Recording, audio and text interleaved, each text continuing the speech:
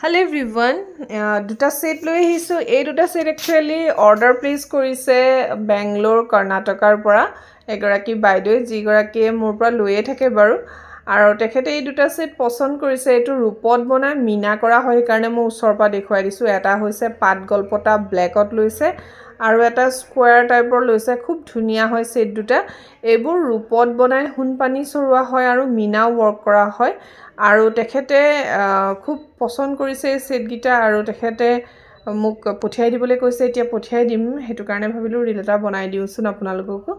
আৰু ভাল লাগে যেতিয়া অসমৰ বাহিৰত গহনাবোৰ পঠিয়াব পাৰো বহুত কেইগৰাকী বাইদেউ মোৰ পৰা লয় জুৱেলাৰী অসমৰ বাহিৰত ইভেন মই ইণ্ডিয়াৰ বাহিৰতো পঠিয়াইছো তেওঁলোকে মানে একচুয়ালি পঠিওৱা নাই ইণ্ডিয়াৰ বাহিৰত তেওঁলোক যেতিয়া আমাৰ অসমলৈ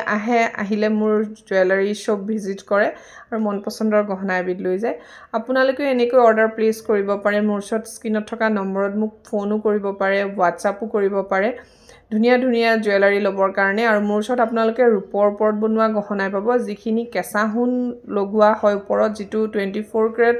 গোল্ড পেপাৰ ফয়েলৰ কাম কৰা হয় আৰু এটা হৈছে 24 ক্যাৰেট গোল্ড পলিশৰ কাম কৰা সো মই দুইটা কামেই কৰো আৰু যদি ভাল লাগিছে আপোনালোকে মোক যোগাযোগ কৰিব পাৰে থ্যাংক ইউ